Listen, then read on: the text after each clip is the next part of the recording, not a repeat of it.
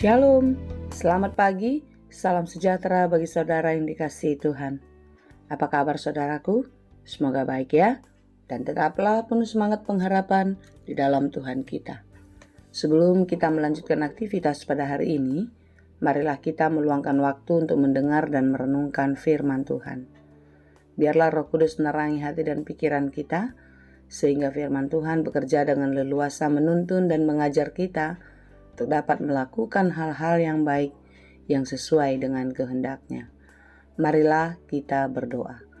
Ya Allah Bapa yang Maha Baik, kami bersyukur atas kasih-Mu, atas penyertaan-Mu dalam kehidupan kami sampai pada hari ini.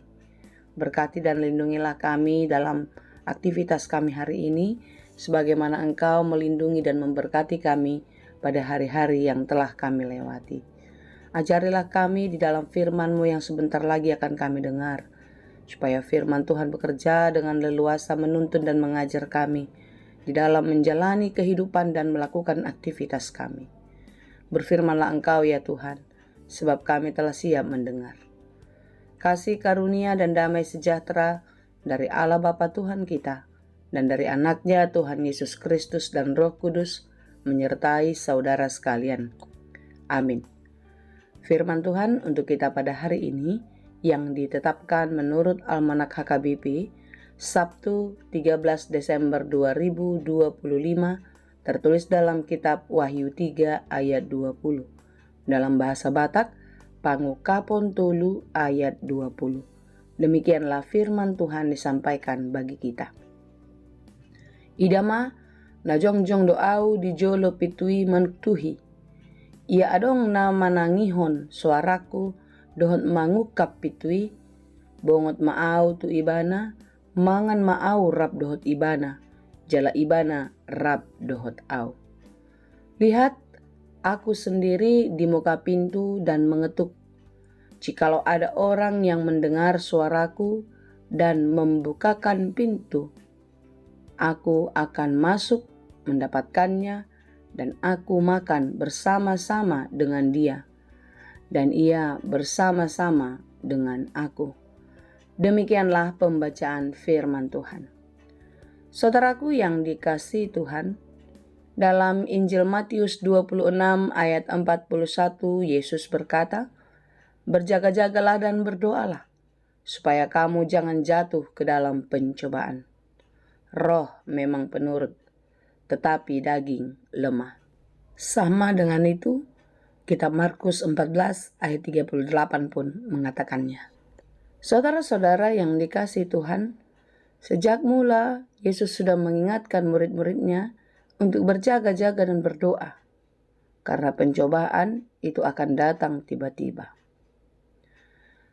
Pergumulan, masalah demi masalah sering membuat kita jatuh. Ketika kita baik-baik saja, iman kita teguh. Tetapi ketika persoalan itu datang, kita sering tidak berdaya. Sebab itulah Yesus mengingatkan murid-muridnya untuk berjaga-jaga, waspada, supaya mereka tetap menang di dalam segala perkara. Saudaraku yang dikasihi Tuhan, renungan kita pada hari ini adalah nasihat kepada jemaat di Laodikia, di mana jemaat ini dikatakan jemaat yang suam-suam kuku. Tidak panas, tidak dingin. Suam-suam kuku artinya yang mau dikatakan ini jemaat yang tidak menentukan sikapnya. Artinya mereka mudah diombang-ambing. Mereka mudah berubah oleh karena keadaan. Karena itulah Allah menyampaikan kepada jemaat ini melalui penglihatan Yohanes agar mereka waspada, supaya mereka berhati-hati di dalam menjalani hari-hari kehidupan. Mereka harus tetap setia, mereka harus menentukan sikap, tetap percaya dan setia kepada Allah di dalam Yesus Kristus. Sekalipun banyak persoalan, sekalipun banyak pergumulan, mereka tetap setia. Sebagaimana yang dikatakan dalam Wahyu 3 ayat 15. Aku tahu segala pekerjaanmu, engkau tidak dingin dan tidak panas. Alangkah baiknya jika engkau dingin atau panas. Artinya, kita harus tetap pada pendirian, kita harus tegas di dalam kehidupan, tentu pendirian yang baik, keputusan yang tegas dan benar di dalam kehidupan kita. Karena itu yang Tuhan mau. Kita tidak boleh ragu-ragu di dalam kehidupan. Karena memang banyak sekali di dalam kehidupan ini, mungkin kita juga salah seorang di antaranya. Ketika kita baik-baik saja, ya kita percaya kepada Tuhan. Tapi terkadang dalam keadaan baik-baik itu pun, kita sering jatuh ke dalam pencobaan. Bukankah demikian? Ya, kita lihatlah di sekitar kita.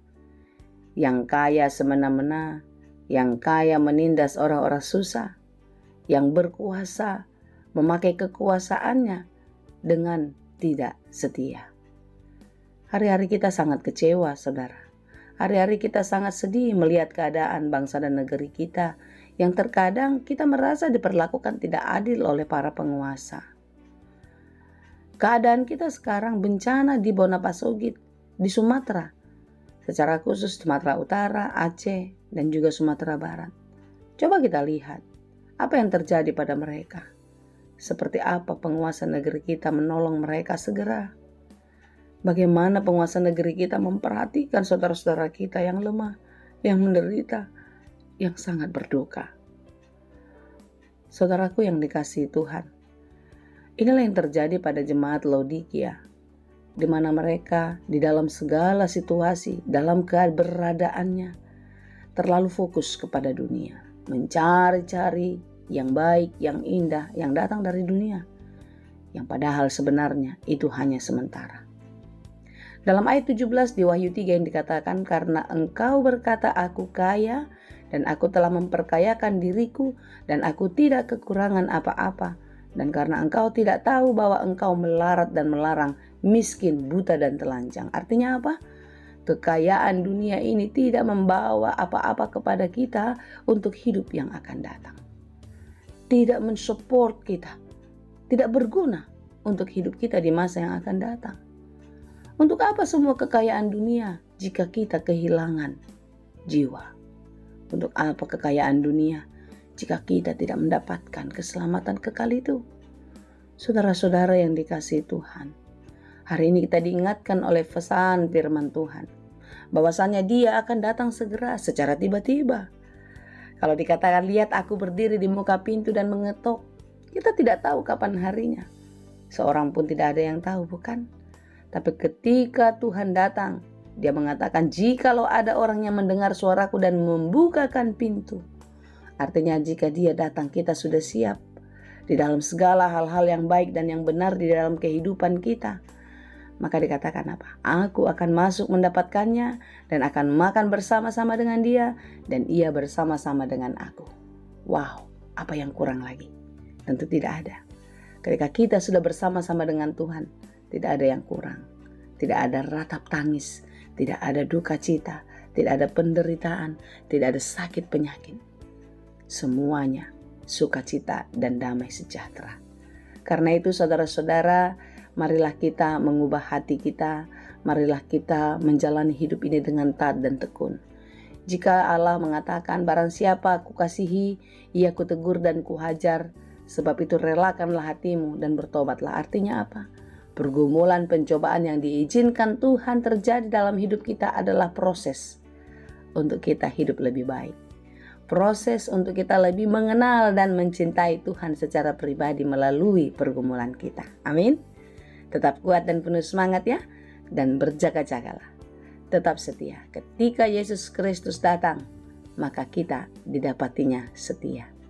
Dan marilah kita bersama-sama menjadi pemilik dan penguasa surga, karena kita adalah orang-orang yang dikasihinya. Ia bersama-sama dengan aku. Itulah yang dikatakan Allah bagi engkau dan diriku, bagi kita semua yang siap membukakan pintu untuk kehadirannya. Tuhan Yesus memberkati kita. Amin. Terima kasih Tuhan untuk firman-Mu hari ini.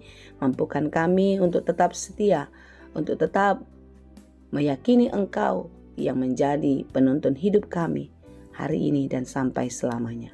Ampuni kami terus segala dosa pelanggaran kami. Kasihani kami, berikanlah penghiburan kekuatan bagi saudara kami yang berduka cita, yang sedang bergumul dan berjuang keluar dari penderitaannya. Engkau juga yang memberi kesembuhan bagi saudara kami yang sedang sakit. Biarlah kasih-Mu nyata dan terus terjadi dalam kehidupan orang-orang yang percaya. Terima kasih Tuhan. Di dalam Yesus Kristus kami berdoa. Anugerah Tuhan kita Yesus Kristus dan kasih karunia Allah Bapa dan persekutuan Roh Kudus itulah kiranya yang menyertai dan memberkati kamu sekalian. Amin.